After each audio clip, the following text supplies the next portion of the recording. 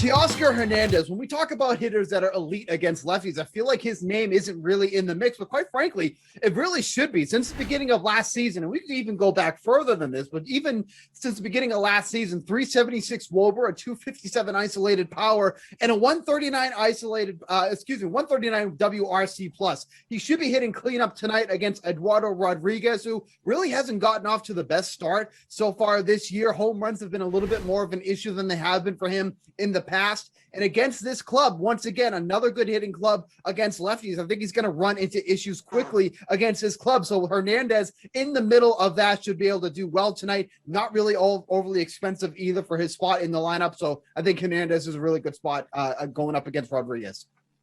Eric, what do you want to do? Fight on this one? Hernandez was actually my second choice out of this group. So I definitely am not very strongly disagreeing with Steve here. The only thing is I like Eduardo Rodriguez a little bit more than he seems to. I think there's really good strikeout and walk numbers, and his underlying numbers suggest an ERA that's significantly better than his actual ERA, which is in the low fours. My top pick is Shohei Ohtani. I always had some issues with the Babe Ruth comparisons for him, because when you think Babe Ruth is the first thing you think of really, oh, he pitched some. No, it's that he hit everything out of the park. This year, I think Shohei Ohtani actually deserves those Babe Ruth comparisons because he's hitting everything out of the park. Just crushed one that was way out of the strike zone, way up high last night. Just demolished it. And that was his league-leading 13th homer.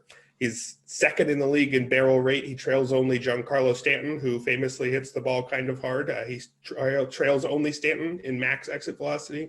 So I think that power is very real. I think the Babe Ruth comparisons are much more accurate this year than ever, and he'll get the platoon advantage against Zach Plesac, who suddenly stopped striking people out.